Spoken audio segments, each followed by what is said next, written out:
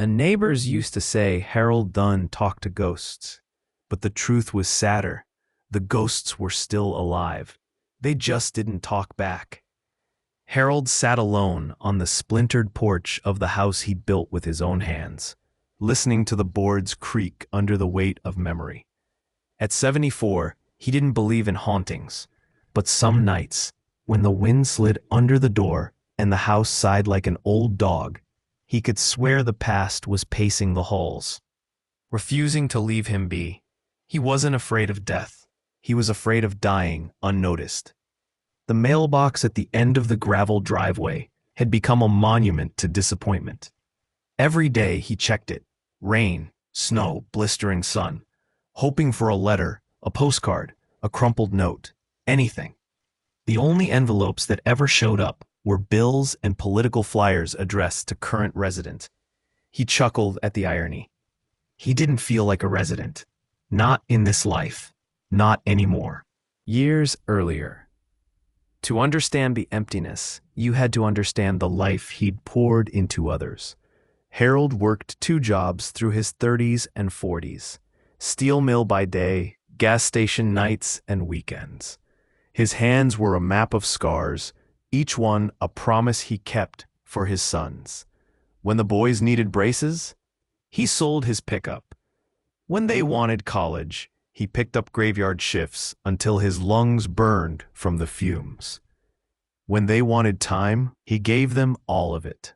Coaching Little League, fixing broken toys at midnight, attending every school play even when he was running a fever. Their mother left when the youngest was 9, driving off with the same cold silence she used when she arrived. Harold didn't complain. He just tied his apron tighter and learned to braid hair and sew costumes and burn midnight dinners. He believed in showing love, not speaking it. Words could lie, actions didn't. He gave and gave until his hands shook. The drift.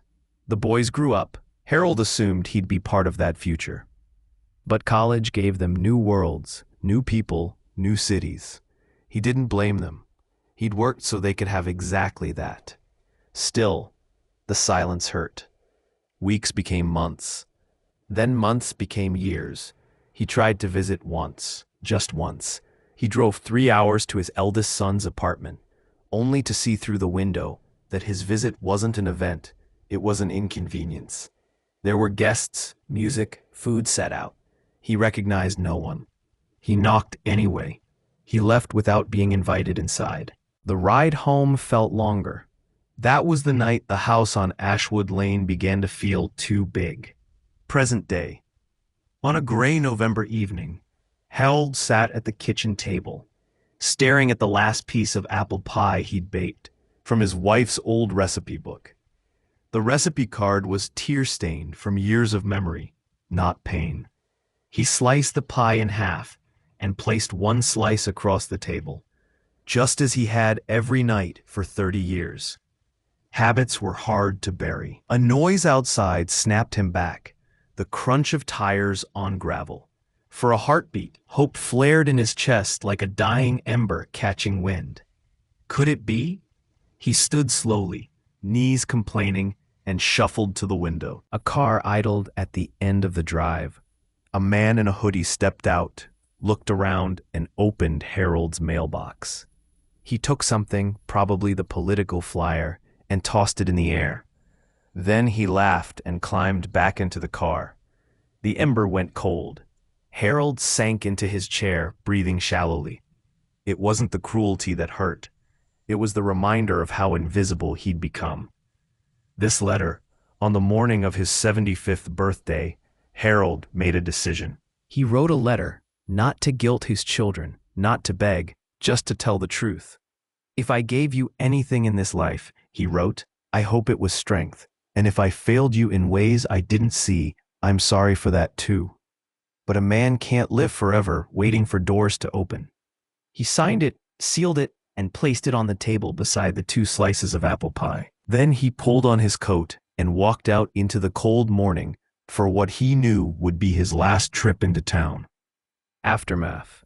When his sons arrived weeks later, Summoned by a neighbor who hadn't seen Harold in days, they found the house quiet, too quiet. The pies were dried. The letter still lay unopened. The chair was tipped slightly, as if someone had stood up very slowly and never returned. One of the sons cried. The other punched the wall hard enough to bleed. But grief is an echo, not a cure. They read the letter together. Neither spoke for a long time. Outside, the wind scraped along the siding, whispering secrets it had been holding for years. Harold was gone, but the house remembered. And the ghosts finally started talking.